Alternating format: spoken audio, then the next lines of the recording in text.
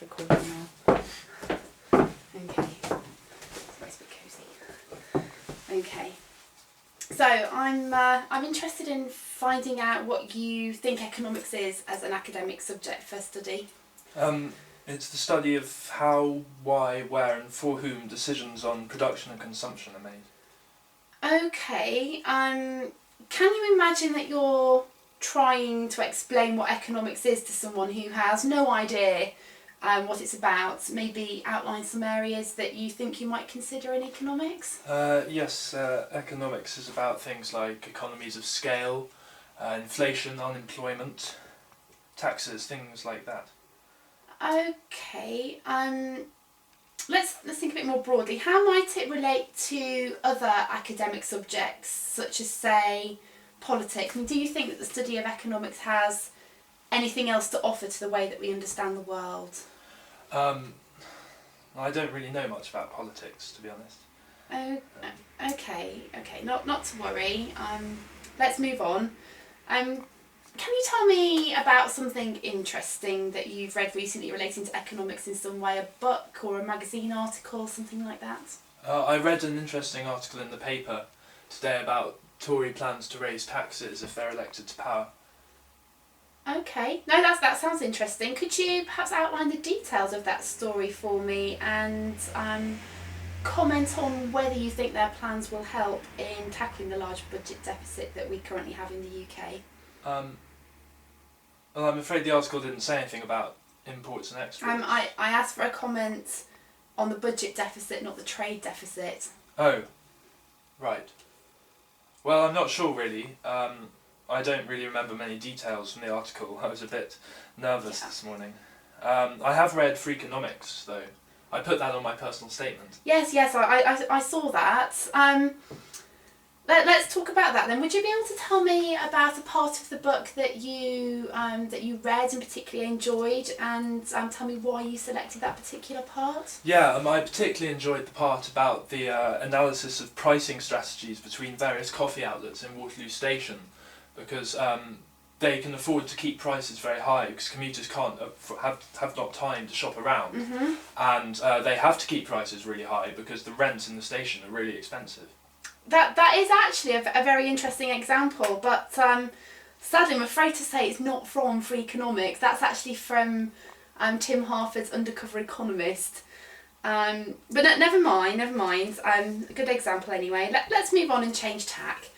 What do you understand rationality to mean? Well, we've not really looked at that in class yet. So I'm not really sure.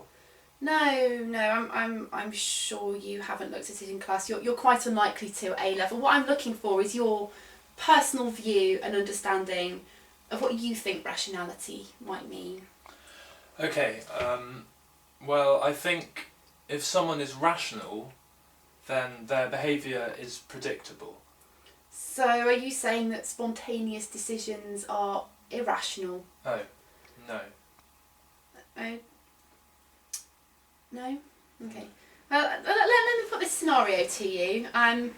Would it be irrational or rational for a firefighter to enter a burning building to look for casualties? Well, I'm not quite sure what this has to do with economics, but I'll have a go. I think it's probably irrational for most people to enter the building, but rational for the fireman, because that's what he's paid to do, and he wouldn't want to lose his job.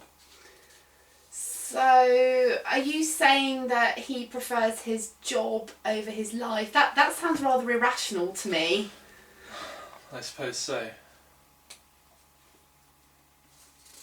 Okay. Well, thank you anyway. Let's move on. Let's have a look at some maths. You might want to just use a pen and paper for this bit. So just help yourself to the ones on the side.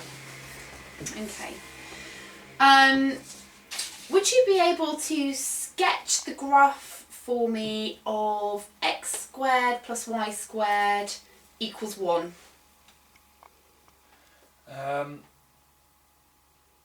I've never seen that before.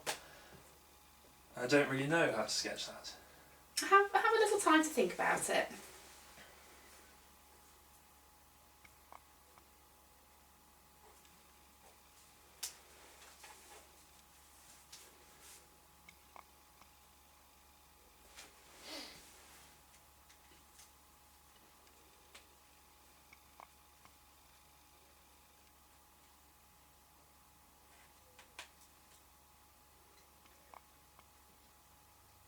Okay, are you able to have another go at that question for me? Well, I'm not really sure where to start. Can you help me? Yeah, okay. Well, what you could do is set either x or y equal to 0, and then try and solve it from there. That's a starting point for you. Oh, I see. So that would give me y squared equals 1. Yeah. And the solution for that is y equals 1. So one solution is x equals 0 and y equals 1. Good. And other solutions? Well, it's symmetrical. So another solution would be x equals 1 and y equals 0. So that's 2 points. So it could be a straight line between those points. Okay. Keep thinking about the possible other solutions when you set x equals 0 and y equal to 0 in turn. I'm not sure what you mean. Okay, so you said here that the solution to y squared equals 1 was that y equals 1. Is there another solution to that that equation? Oh, yes, y equals minus 1. So that means that when x equals 0, y can either be minus 1 or 1. But how do you know which one's right? Okay, I'll give you a clue. That they're actually both correct. Try plotting the points that you've got so far.